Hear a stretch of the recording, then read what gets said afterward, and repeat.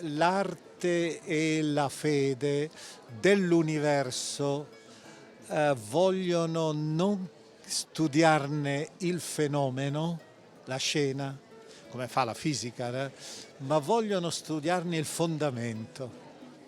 Detto in maniera più volgare, non vogliono rispondere alla domanda come sono le leggi, eccetera, ma perché? Che senso abbiamo noi qui? Pensi Pascal di fronte agli spazi infiniti.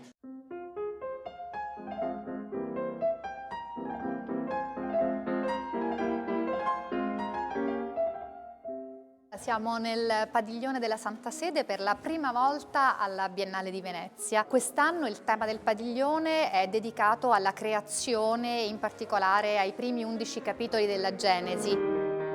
Il tema della Genesi era ovviamente ricchissimo. I primi 11 capitoli da cui noi siamo partiti avrebbero permesso una molteplicità infinita di soggetti e di sottotematiche. Noi ne abbiamo scelte 3. La creazione, la decreazione e la ricreazione. Per la creazione abbiamo chiamato Studio Azzurro, un gruppo storico di Milano che lavora non solo con i video ma con la multimedialità e con l'interattività delle loro opere con il pubblico. L'impianto di questo lavoro è fatto da questa scatola cosmica che si apre con queste 4 facce.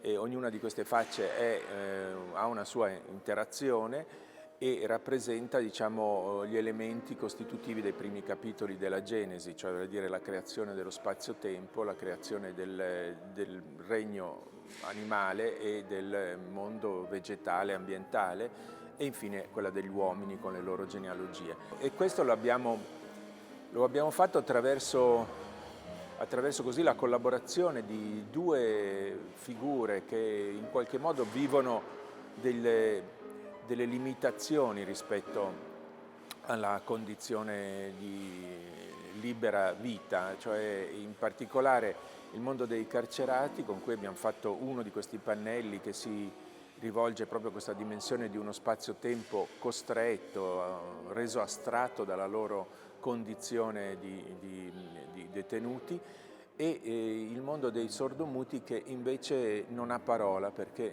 nella Genesi c'è questo compito che l'uomo deve svolgere, che è di dare nome al creato per poterlo fare esistere in qualche modo o vivere.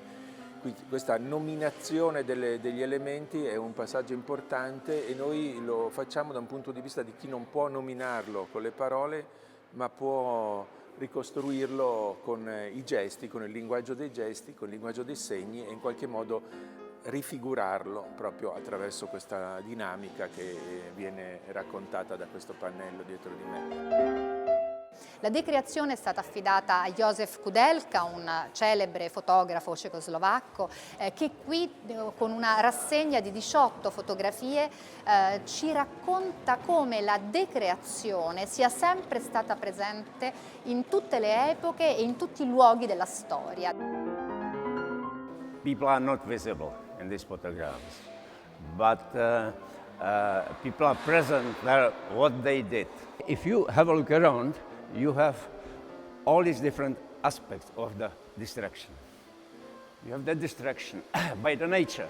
So if you have a look on this first picture over there, it's the temple of Zeus from Olympia, which was destroyed by earthquakes 400 before Christ.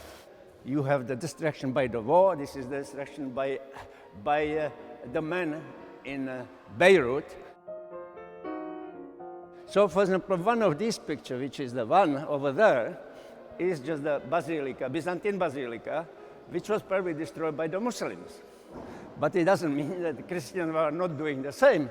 This temple of the Hercules, which is in Jordan, in Amman, it might have been destroyed by Christians. So then you have this distraction, which is the distraction by the human being in aim to do something good for the humans.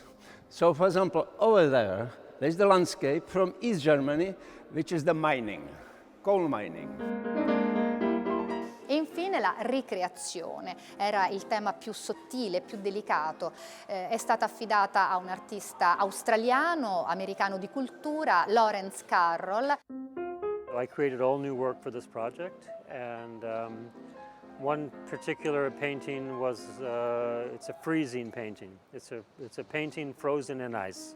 It's a very simple idea that came to me 20 years ago in a visit to a project I was making in Luxembourg. I was visiting the garden of the gallerist, and it was in the middle of winter, and there was a bird bath that was completely frozen. But I thought about springtime and the weather warming and the water melting and the birds returning.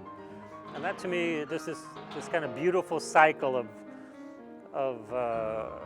sort of a simple action of something freezing during the winter and then in spring, a life in a sense, that something can enter and give this object its life again. So I thought about a painting in this way, that I could freeze it, that it would be hibernating, that there's a moment that it could unfreeze and it could have another possibility of another life. There's a painting folded and put inside another painting with the idea, metaphorically, that it can open up one day. Someone else can open it to see something to take with them and put it in their work. Many people have been asking me about the Biennale for the Vaticano because it's very controversial. The church, Vaticano, inside Rome, inside its own entity, the walls around it, the Catholic Church.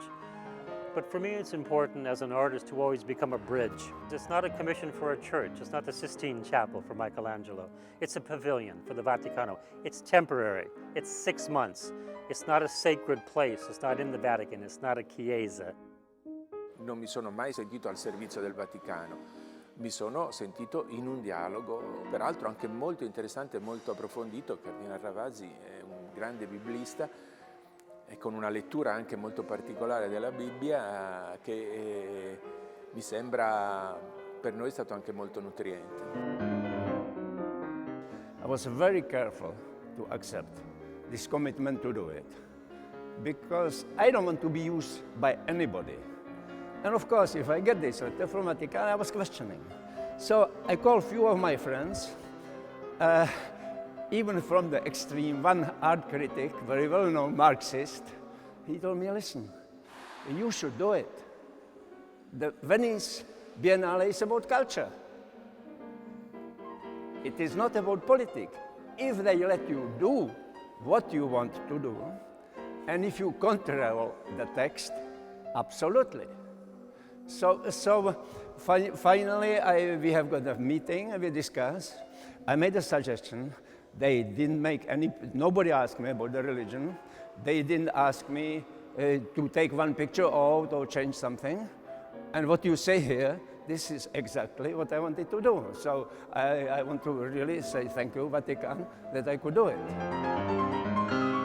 Certamente non sarà questo che consideriamo come un dialogo, non sarà un dialogo semplice, anzi è un dialogo anche dialettico, perché non dimentichiamo mai che c'è stato un periodo rappresentato anche dalla stessa Biennale in cui i simboli religiosi erano spesso anche sottoposti a una forma di blasfemia, erano sottoposti anche a una forma di degenerazione. Quindi indubbiamente sono convinto che il comunicare dovrà essere ricostruito dopo un lungo periodo di silenzio e di contestazione reciproca.